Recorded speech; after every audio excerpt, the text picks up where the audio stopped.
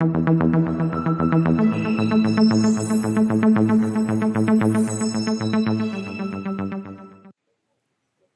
we are live. Welcome to another episode of the New York Information Security Meetup. And I have the great pleasure to introduce Alex Ryan, who's a senior cybersecurity incident response instructor for Areta Incident Response. Is that how you pronounce the company name? Did I do a good job? Areta. Sorry, I apologize. I think I asked you that a couple times, and I'm sure I'm not the only one. Thanks for helping me out with this. So, Alex, awesome to have you today. I've talked to a lot of people that work in the incident response domain, but you're the first instructor. So why don't maybe we can jump into that, your background and so on. But before we jump into that, why do we need an instructor? Can people just learn on on-the-job training to do this well, or is it something that requires a lot of hands-on knowledge?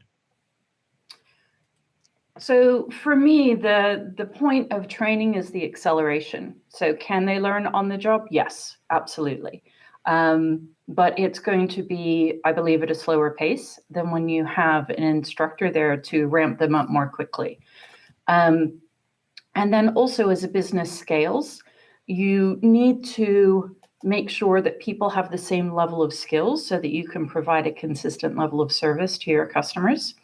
And if you are unsure if somebody has maybe gaps in their knowledge or gaps in their experience, you're putting yourself at a risk from a business perspective that they may not provide the level of service, that you expect and that your customer expects. So really training is a way to get people up to speed more quickly, and then also to ensure that the service that you're delivering is consistent. It also makes your folks more confident, right? They know what the hell they're doing. And that confident people make happy people, right? So do your folks a favor, right? Make them feel comfortable with their jobs and confident in what they're doing. They'll give better customer service. They'll be happier people, and happy people is better business. Yeah, I love that. And by the way, this conversation is completely unscripted. So whatever I tackle Alex with, she's doing a great job answering these. So just as a FYI. So Alex, let's get started. Sorry, does it sound scripted? No, it doesn't. You're doing a great job. So let's jump into a bit of your background, how you started in cybersecurity. You have an extensive background, and I'd love to kind of dig into that and see how you progress yourself to become such a prominent figure in the cybersecurity space. So why don't we start at the beginning, maybe what did you take in college, and what was kind of your first role when you graduated? So, whenever go back to training, one of the things that I truly believe is that what someone needs to succeed in cybersecurity is tenacity and curiosity. So, where did I start? Well, I suppose when I got here on the planet, I've always been wanting to know what's next, right? I want to know how it works. I want to fix it, right, if it's broken. So when I was in university, the way that I made money was I would flip cars. So I would buy a car that was pretty ratty and, maybe from someone that didn't know its value. I would clean it up, clean the engine, do the upholstery, flip it, and send it out, right? But the best way to make money on that is to fix it myself. So whether or not I was changing the oil or doing the brakes or, I didn't really do clutches. I would take that into the garage, but you have a relationship with someone. So there's relationships with your vendors, right? To get it for a cheaper price. So I've always been fixing, and I really enjoy it when I fix a problem for a person and it makes them happy. So I'm curious. I am willing to go to kind of crazy lengths to make something work. And then I'm super happy when other people are happy and they're like, oh my God, it finally works. Yeah, that's pretty awesome. So in university, I took 2 degrees, one in philosophy and one in economics. And the common ground for that is game theory. So I took a lot of symbolic logic when I was taking my philosophy degree. And, I'm not going to say that that's equivalent to programming, but it's a way of thinking, a systematic way of thinking that you have to learn. And so I worked in a lab where some folks were doing their master's thesis. And so I worked with them to build a networking environment and write the programming, because we were doing a test to see why people bet the way that they do. So we had people come in and they did, we put them into certain scenarios. They had a certain amount of money, right? They got to keep their money at the end of the experiment. And so watching people make these decisions, also under stress, right? We brought in stress factors. So it was a lot of fun. We gathered the information through the network and the programs that we had. We analyzed it and came up with our grade, tested our thesis, our hypothesis, and came up with an answer. So, and then when I got out, it's tough to hang up a shingle as a philosopher these days. It's a tough market. So I decided that I needed to do something else to eat. That seemed like a pretty compelling use case. So I ended up working at a law firm implementing their network. So to give you an idea, we were moving them from Token Ring to Ethernet. We had an OS2 Warp database. We had Windows 3.11 as our server, and I was a Novell certified engineer. So I think that gives you an idea of my vintage, right? You look great, Alex. That's kind of you. Thank you. So how does a philosophy major know so much about networks back in the day where, it's not like today. Like today, there's YouTube videos, how-tos, there's boot camps. There's a bunch of stuff that's available for you. But back in the day, none of this was available. So how did you get like the first position where you were able to have like a hands-on experience and help, assist that legal firm? So back in those days, I think that there was a lot more forgiveness, right? That this was a new type of work. So there was more latitude that you could go in and break things and make mistakes. There was more tolerance, right?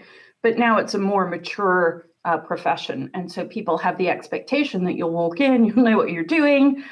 Everything will work the first time, that you can give timelines and, assured outcomes.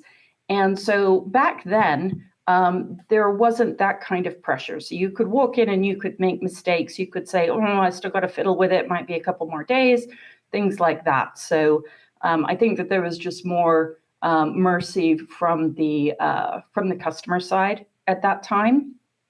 So yeah, that's why I would say that I was able to go in and get hands-on experience, right, without trashing my career and people understanding that I didn't know what I was doing, right? So, and then from there, you've done various different roles, and I like the depth and breadth of your experience. So if you've looking at here, you were manager for information security, you're responsible for network engineering, for product management.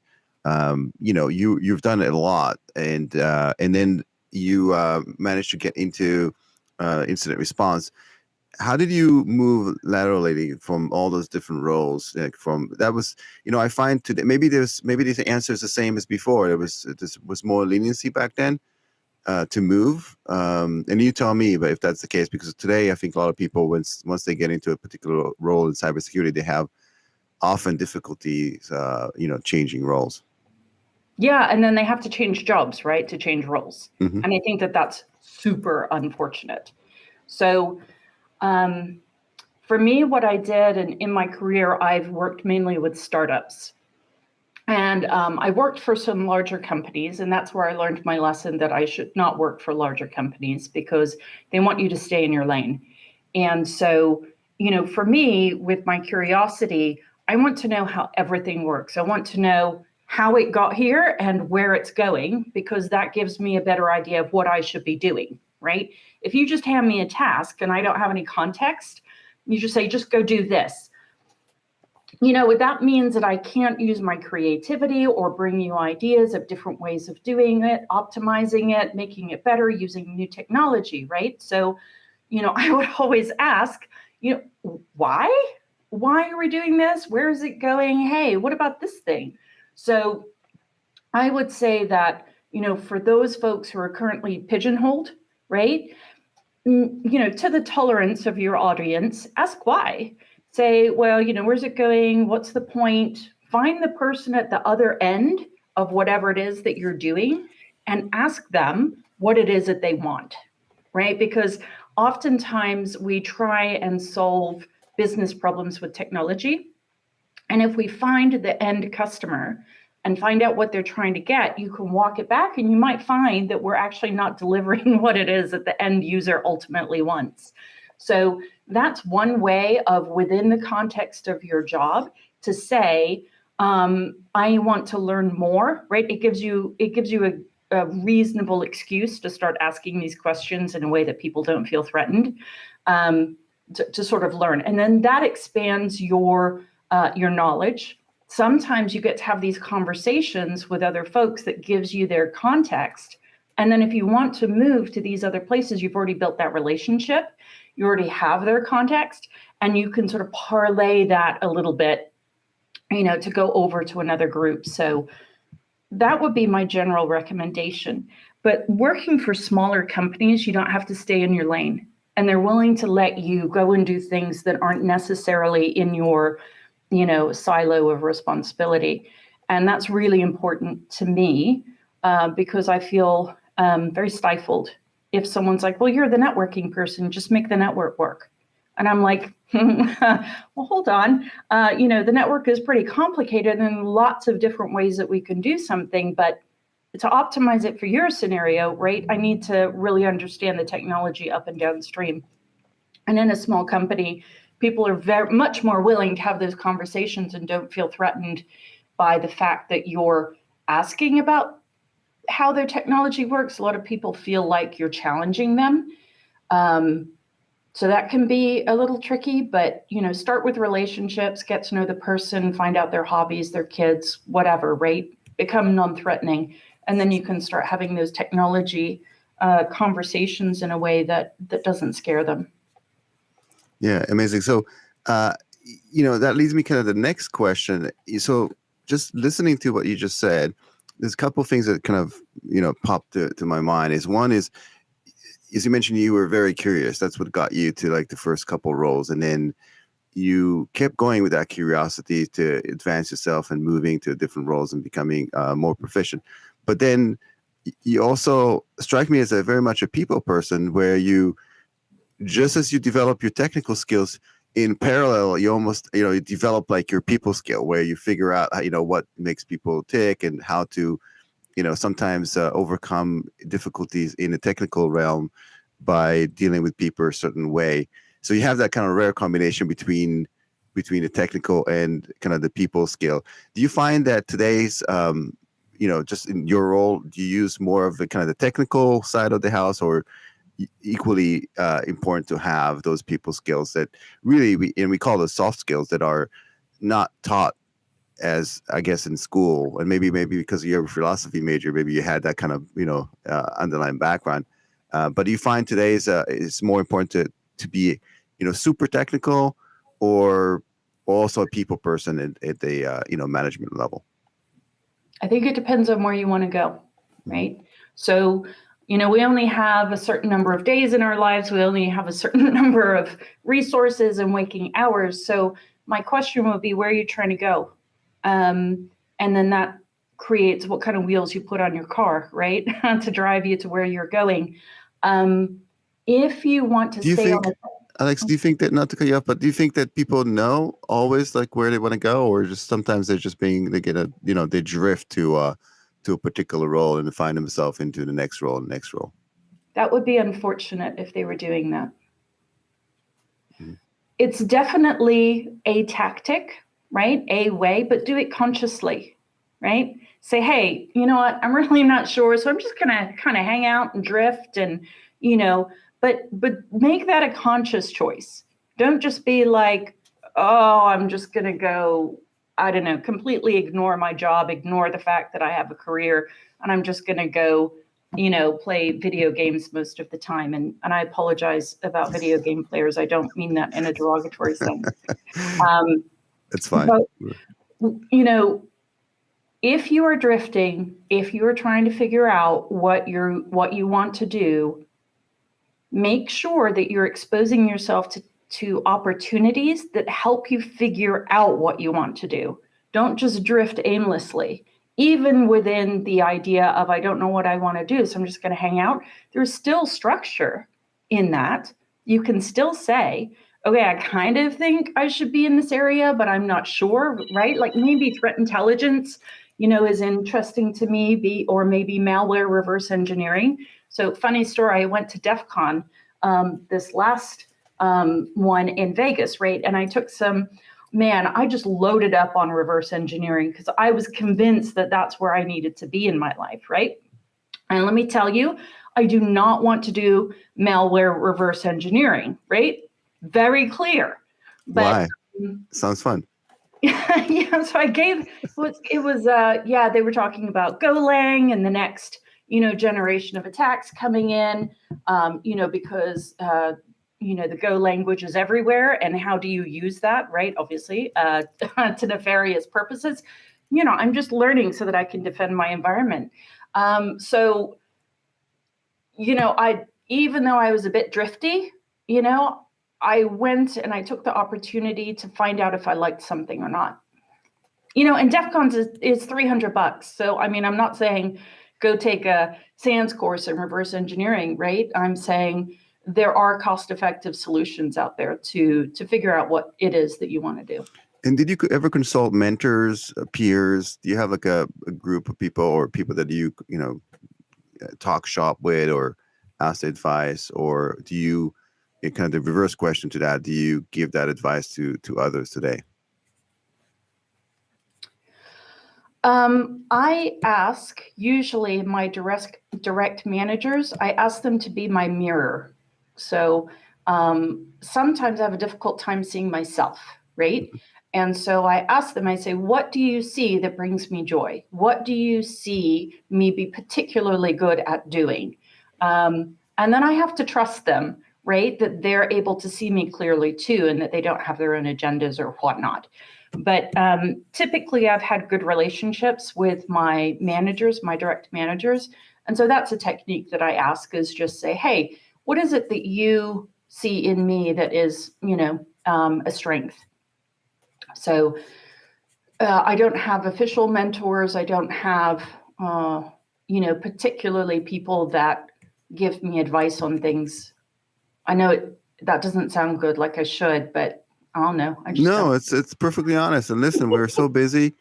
Not everybody is, has time to deal with this.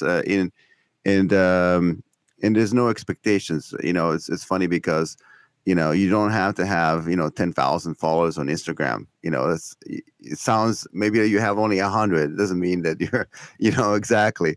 So you're perfectly fine. I think we're all fine. You don't have to necessarily have 10 mentees and 10 people that you consult with.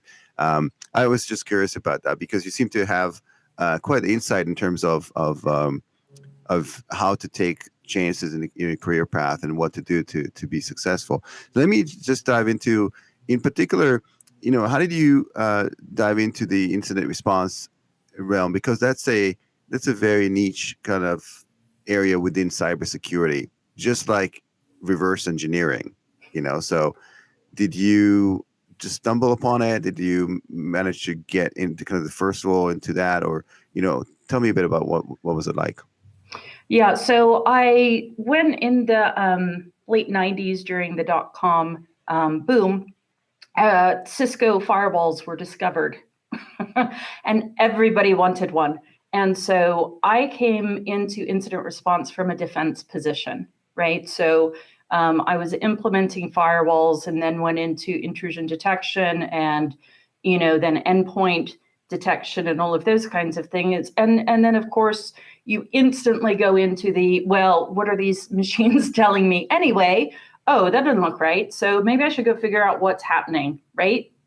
And so that is your basis for incident response. You have to know what the hell the machine is doing and what a baseline and what normal looks like, so that when something abnormal comes in, right, you can tell. You have your indicators of, yeah, that's not quite right. And then you go and investigate it. Well, guess what you're doing? You're doing incident response, but it's at the beginning stage, right? So 98% perhaps of the anomalies that you investigate come to nothing. But then you've got your 2%, right, where you have to go and do something about it, right? You need to figure out where they went, what did they do, how do I get them out, how do I make sure I've got them out, right? Update my machines with my new signatures to make sure that I've kept them out. Those, how did they get in? Let me fix that, right? What is that? This is a natural progression of putting in defenses, knowing what your machines do, understanding what a baseline of normal looks like, finding the anomalies, and then figuring out what the hell's going on. That's all the preliminary of incident response. So one of the things that was always interesting to me was actually a couple things in incident response, right? We were afraid to call something an incident. We would do an investigation, right? And then it would come to that thing, and we'd be like, oh, dude, we have to ring the bell, right? We have to report to our manager. Our manager's going to report to the VCSO, and, shit's going to go down, right? You pull out the incident response book, you start going through it, you panic, you're like, oh my God, Alex, dinner, I'll see you in a week. That's true. And also the SOC was not even a thing back then. The Security Operations Center, people just did stuff. I think it's in line to what you mentioned. I'm old, but I have worked recently. So this was 2 years ago, right, that I was an incident responder. And we knew someone was in our network, and we didn't want to ring the alarm bell because it was going to cause a shitstorm. And we were afraid that it would end up being a false positive. And then everybody was going to be like, oh, goddamn security people, right? Like, they're such chicken littles, about the sky is falling. And then it turned out to be nothing. And then you have a hard time getting people engaged the next time, right? You have your next investigation. You're Crying like, wolf. Right? I'm pretty sure. But then people are like, oh, gosh, it's the security people again. Everybody get on the global, incident response bridge. So, there's this tension between, I don't want to be the girl that cried wolf, but on the other hand, dude, like, there's seriously something wrong here, and I really need your help to gather the information to prove, right, my hypothesis. So, how do you? Yeah, I'm guilty of it too. I didn't want to call it an incident. Well, but that's the thing too, right? There's so many false positives, right? Our systems are, they're spitting out alerts left, right, and center, depending on what type of systems you have. You might have thousands of them, right? So how do you then figure out which one of those thousands? There's probably 3 of these that really matter. And I know there's a bit of a magic associated with it, right? There is a magic. Unfortunately, okay. So I'm going to take the Pollyanna view. Okay, I'm going to try and walk on the sunny side of the street here. Those 98% of false positives train you to find the 2%, right? So because you go through all of those 98% of your false positives and you figure out what your machines are doing, right? So you're like, oh, okay, wait, that's AD replication. That's not somebody trying to do, authentication to my, Active Directory 36,000 times, right? Oh, that's an application that's constantly trying to do authentication. I need to tune the application, right? Somebody changes their password, and then their mobile, phone is still trying to authenticate. So now you have like crazy number of authentications. So all of those investigations train you to figure out what is abnormal and what you need to pay attention to. It's painful, it's a grind, but you are learning. It's not a waste. I'm pretty passionate about that.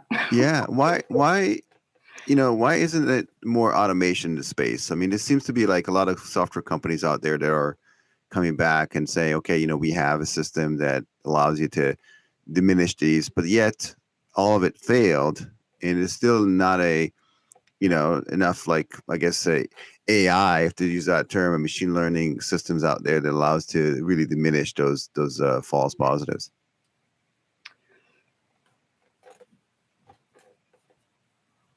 I don't know why it's failed. It's funny, I was talking to someone about this last night because they were saying, aren't you afraid that you're going to lose your job as an incident responder because all of this automation and AI is coming? And I was like, yeah, no, not really. Because ultimately, the human is the most creative machine that we have, the most creative element. And, we say things like, oh, the threat, landscape is constantly changing and new techniques and tactics. And I'm like, yeah, that's exactly right.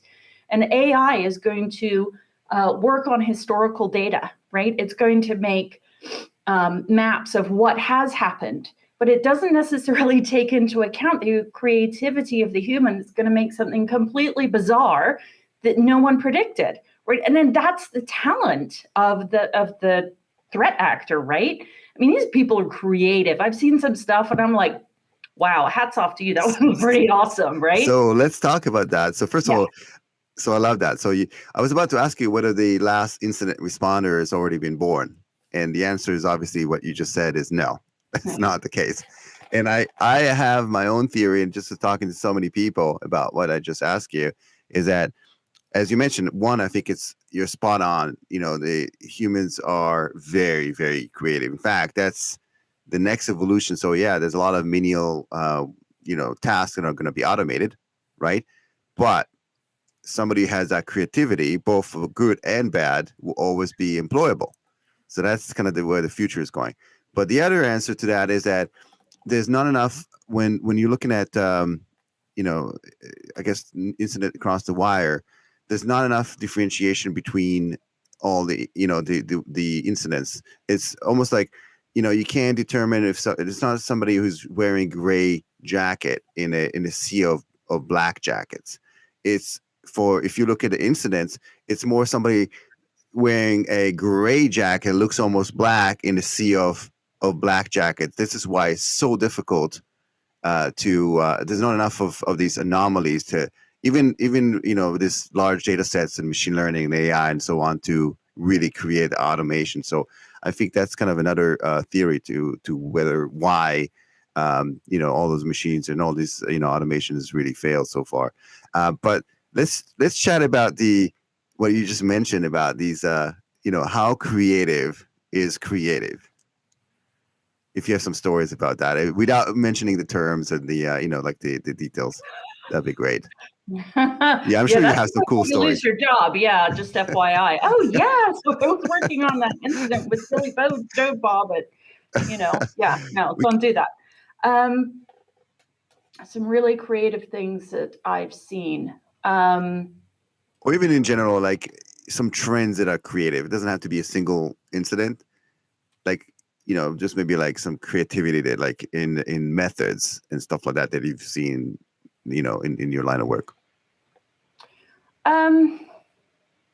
Yeah, when I was working at a company that had very important intellectual property, this is so boring, and I'm so sorry. And everybody's going to be like, tell me something fancy. And that's the terrible thing about being an incident responder is usually what you find is through true drudge grind crap, right? To find that golden nugget. So, when I talk about tenacity, I mean, you got to have it. So the email filters, and I worked with a fellow by the name of Ryan Gurr, and I am going to call him out by name because he's super crazy.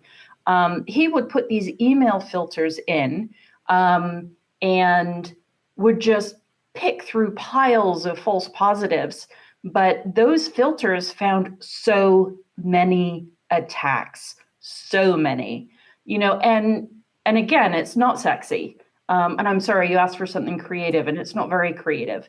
But how they would obfuscate their code, or how they would obfuscate the types of, it was when you use like Cyrillic, or you use some kind of character that looks like an English character but really isn't. We saw a lot of those, obviously targeting to the VIPs, especially the human resources and accounting and things like that. where they're trying to get into, especially to financial data, or just people who aren't used to practicing good security hygiene, right? That's just not their focus in life. And then, right, they compromise and then use that to hopscotch over to something else. So I would say that just in the email filters and the use of using other characters to, look like something that's in English but isn't, was really effective. It was really effective. Yeah, and it's amazing that even today, right? That's email is one of the the cardinal attack vectors. When we're talking about infiltration into the organization using combination of social engineering, various different methods to bypass the email filters and so on. So it's very, very tough. Those phishing emails, spear phishing, and so on. It's very, very tough to detect. What makes, and I think you touch upon some of the attributes. What makes a good incident responder, like from a qualities perspective? Like, how would you define a great incident responder? So when you go to DEF CON or some kind of capture the flag type of event, people don't work alone. People work in groups, right? And that's because everybody has a particular specialty. And an attack doesn't isolate itself to one particular domain of knowledge or technology, right? It crosses all of them, right? And that's actually the point. Remember when we would watch these old, crime shows, and it's like you would say, oh, the state police, they didn't talk to each other, right? You hit that state line and no information went between those two domains. And you're like, oh, that's so stupid. It's a little bit like that in incident response, right? You need to work in a team environment, right? Definitely have your depth, definitely know your technology, but work with your team. And when you find something that's a little weird, go over and start talking to it, as a group. Because not only do you have like the technology, you're looking at the life cycle of the attack, it's going to go across technology, and people say, well, let me check this other thing, and then you get some correlation, right? So, but the other thing is that, interacting with other humans sparks our imagination, working with the information that isn't just visual and in your mind and on your, on your typewriter, oh my God, on your keyboard, right? It's, you start interacting with the information, in a verbal way, maybe in a proprioceptive way, right? You start walking around and talking to each other. You go over to someone else's desk, right? You're interacting with the data in a new and novel way when you discuss that with other people, right? And there's lots of science around this that supports it. I won't bore you to death with that, but interact with your team. Discuss your ideas with someone else. Don't just isolate yourself. Don't try and be the hero. That's another, right, archetype that we see in the incident response, right? They want to own that data. They want to be the one that found it. They want to be the hero and get the gold star, right? And that might work. I'm not saying it doesn't work, sure can, but I don't know that you're working towards the greater good if you do that. You're not going to be as effective for the greater good. And no, that's a great answer. So, and then in terms of success criteria, how would you know that somebody that if you trained is successful? Like, do you have like because I'm sure that you make them go through almost like a mini gauntlet kind of thing where they have to we do. We have a capstone project, yes. Yeah. So then towards the end, what's the end result? Like, how do they come out on the other side? You got to keep your head in the middle of the pressure. You can't lose your shit, right? You can't shut down. You can't let it get to you. When we're under stress, we revert back to our most basic programming, right? And so for some people, that's to ghost, right? I'm not liking this. I'm just going to go and tunnel vision on my little task, right? And I'll be successful if I complete that task, and then I'll come back, right? Just because they can't take it. And that's not like me saying that you're a wimp or that you're weak, or no, that's not true, because you can learn how to deal with that stressful situation, right? So just learn how to do it is what I'm saying. Just be aware, right, that you're starting to shut down and freak out. Isn't it like in military terms, it's like a muscle memory where they teach, to because you're right. At time of stress, you revert back to things you know. In some of it is unconsciously, like you just do it almost like automata, right? Kind of like. So Yeah. so I'm assuming that's similar. Yeah. So in incident response, when I do like a disaster recovery plan or an incident response plan, one of the most important things that I talk about is having a communications lead. It is not a person who is doing stuff, right? Not a doer, a communicator. Because who are you going to have coming into your office? The manager, the CISO. I mean, like, right? God and everybody's going to turn up and start asking questions. And if you're doing an investigation, you can't have a high interrupt environment, right? And dealing with those people are under stress and they're bringing stress into your environment, right? You need to have a buffer, someone who's collecting all of the information and can give that information to the people incoming, and you can let your people work, right? Let them focus, let them talk to each other, let them have a consistent, right, thought process, right? Because it's long and complicated thought.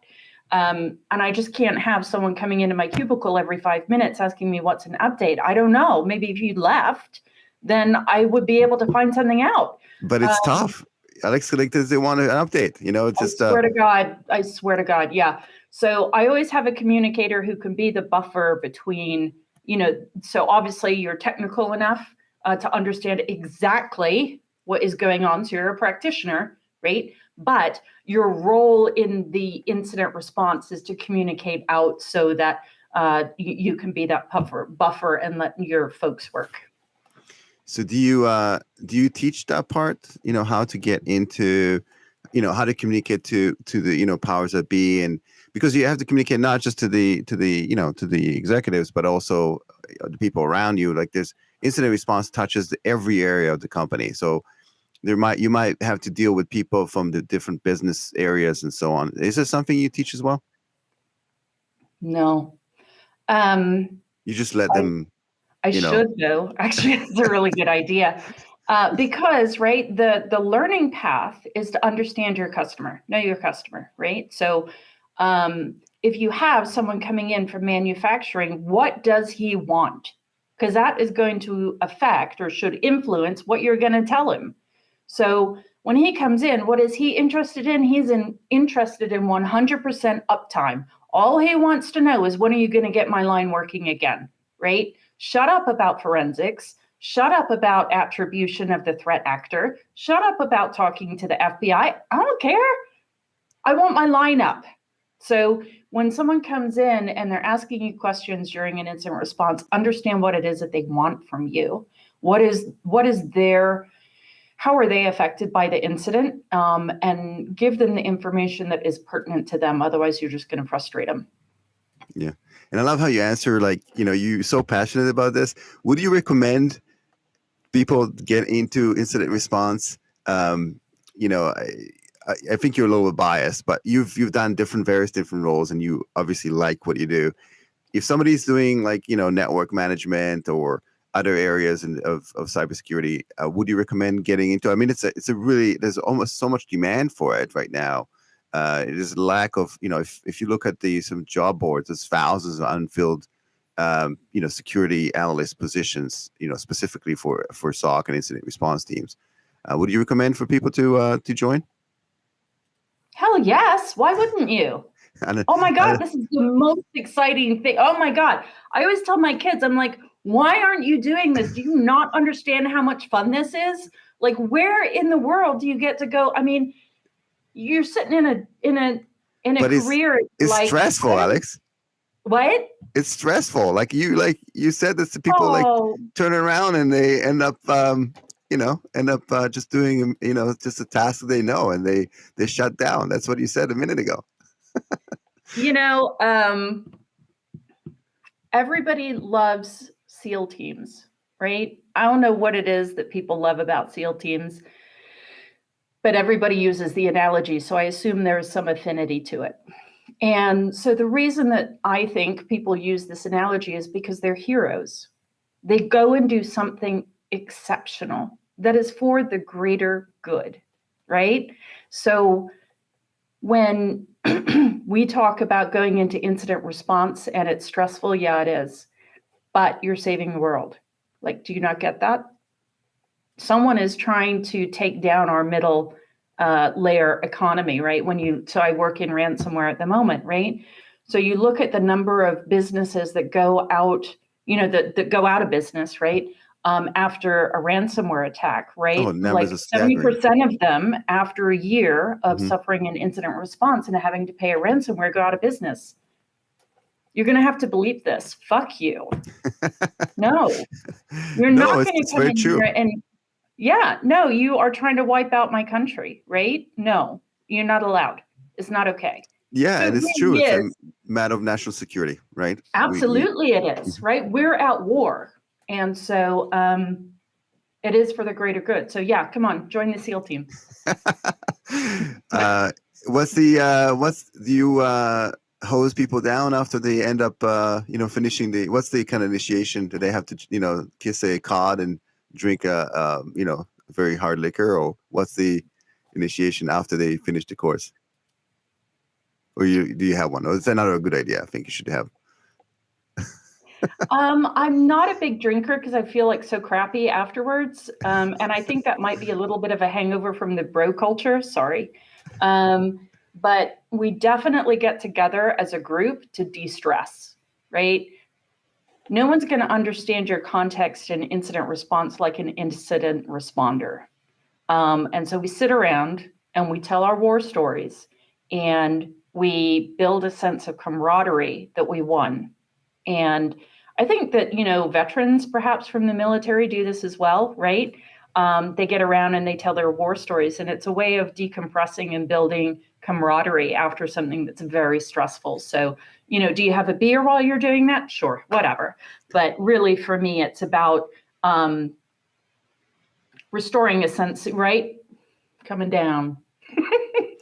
uh, Yeah, yeah. no, absolutely. It sounds like fun. And what I mentioned about the hosing is like from a reference, like when you finish like some pilot courses, they after the first flight they hose people down. Like that's like Yeah, we the do. We yeah. have a happy hour, right? We have um, and there are lots of cultures that we're training, and not all of them drink, and not all of Yeah, them of course. decompress the same way that we do. Um, so really, it's that sense of being a cohort, that sense of camaraderie, because then you've built the relationships, right? And so that student is much more likely to reach out to another student with a question.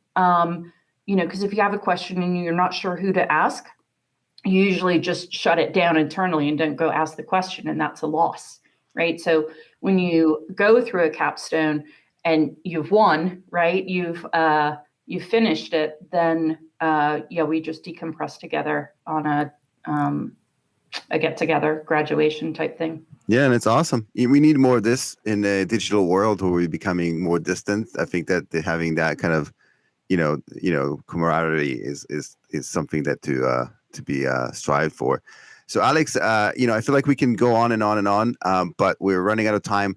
What's the easiest way for people to reach out to you for whatever, just to learn a bit more about what you do, but what your company does, whatever else may be? What's the easiest way? On LinkedIn is the best way. Just send me a message. I'm very passionate that if you have tenacity and curiosity, you can learn the technical skills. I believe that 100%. And so if you're a person that is like, I'm not sure if I want to get into this, I majored in liberal arts, right? I did graphic design. I don't care. If you think that you're interested and you think that you have the tenacity and the curiosity for it, come on in. We need you. Come Yeah, fight the and war. you've done quite a you didn't touch upon that, but you've done quite a bit of certification. So you've dedicated yourself to learning the technical skill and getting certified. And it was something we were supposed to talk about, about the certification and the value for it. But you've Next definitely time. dedicated Next next time. time. We definitely dedicated yourself to make sure that your technical skills are on par with the industry standards. At least you prove that's the case. You have the certification to prove it. And whether the value is there or not, it's debatable, but you have those and you've done a great job at acquiring these. So until then, Alex, thank you very much for joining us today. Much, much appreciated. It's been a real pleasure, and I My love you. pleasure. I love your enthusiasm. It's it's infectious, Thank you. contagious. I think that's the word. Thank you very much again, and for all those who joined, thank you again, and looking forward to seeing you at the next event. Take care, all. Bye. Bye bye.